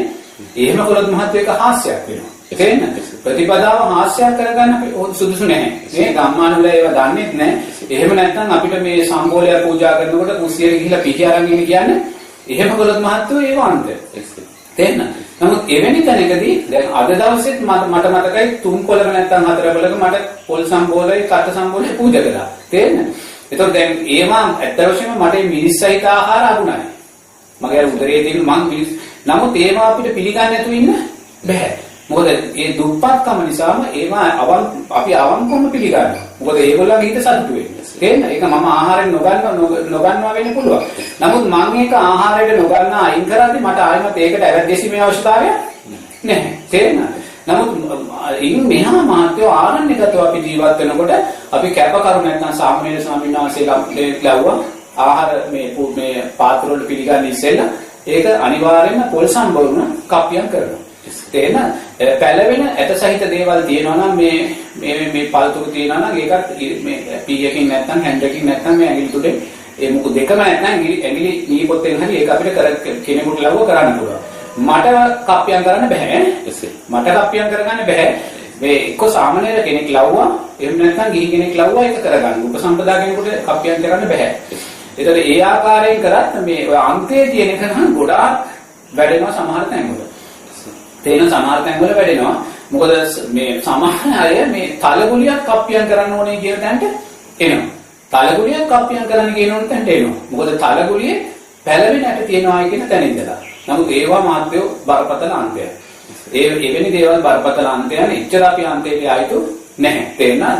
ඉතින් මෙහා මාත්‍යෝ අපිට තේරෙනවා නම් මේ අපි පළතුරක් පූජා කරද්දී ඒක කපල නැත්නම් gediya පිටින් පූජා කරනවා නම් එහි තියෙන ආවුවට පැලවෙන ස්වභාවයෙන් යුක්ත නම් ඒක කප්පියම් කරලා පූජා කරන එක තමයි සුදුසු. තේරෙනවද?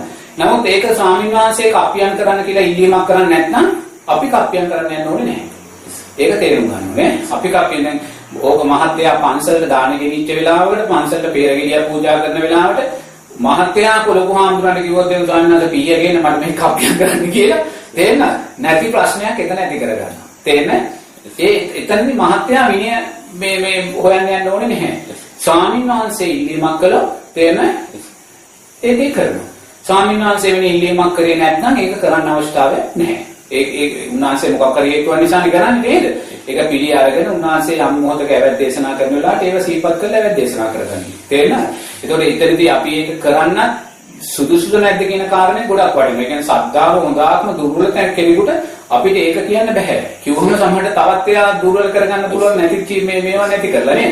ඉතින් එවැනි තැනකදී අපි අරක පිළිගත්තාට පස්සේ ඇවැත් දේශන වෙලාවට ඒකට නිවැරදි කරගෙන පිළිසුදු කර ගැනීම තමයි මම නම් භික්ෂුවක් හැටියට කරන්නේ. මොකද ඒවා කාරණාවලදී අපි ගොඩාක් අන්තයට ගියොත් ඒ අන්තය නිසා නැති ප්‍රශ්න ගොඩාක් ඇති වෙන්න පුළුවන්. අපි යන්නේ ඒකට ඒ කප්පියම් කරන එක ස්වාමීන් වහන්සේ ඉදිරියේදීම කරන්න ඕනේ නැත්නම් අපිට නෑ ස්වාමීන් වහන්සේ ඉදිරියේදීම මේ කරනවා කියන කාරණේ නැහැ. වළඳන ස්වාමීන් වහන්සේ ඉදිරියේදීම කරන්න යුතුයි කියලා කියන්නේ නැහැ. දැන් අපි ආරණ්‍යක නම් ඒ දානශාලා බාර වෙන ස්වාමීන් වහන්සේ ගිහි කෙනෙකුට කියලා නැත්නම් සාමාන්‍ය කෙනෙකුට කියලා කප්පියම් කරනවා. ඒ කප්පියම් කළාට පස්සේ අපිට ආයිමත් ඒක හදාලා නැහැ. දැන් කප්පියම් කරලා මේ ස්වාමීන් වහන්සේ කෙනෙක් දකින්න ඕනේ. ඔව් ස්වාමීන් වහන්සේ උපසම්පදා භික්ෂුවක් ඉන්නෝනේ. උපසම්පදා භික්ෂුවක් ඉදිරියේ තමයි මේ කප්පියම් කරන්නේ. තේන්න? උපසම්පදා භික්ෂුවක් නැතුව ගිහි කෙනා තනියම කප්පියම් කරලා කියලා තේරෙන්න බෙහෙම බෑ. තේන්න? එහෙමනම් ගිහි කෙනා පළතුරු කපලා දෙන්න ඕනේ අපිට. ඒ කැපුවට පස්සේ අපේ හද අවශ්‍ය නැහැ. කැපුවට පස්සේ අවශ්‍ය නැහැ. ඒක කපලානේ තියෙන්නේ. කපලා කියන්නේ ඉතින් ඒක කප්පියම් කරලා නෙමෙයි. ගායමත් ඒක මේ අවශ්‍යතාවයක් නැහැ. එයා කපලානේ තියෙන්නේ. තේන්න? ඉතින් මෙහා නම් අපි කපනවා නම් මහත්වෝ ඒක කප්පියම් කිරීම තමයි විනයානුකූලව කළ යුත්තේ. මොකද බුදුරජාණන් වහන්සේ විනයානුකූලව යමක් කරන්න කියලා තියෙනවනේ ඒක අපි අනිවාර්යෙන් කරන්න ඕනේ. මොකද යම් හේතුවක් නිසා එහෙම කියලා තියෙනවා.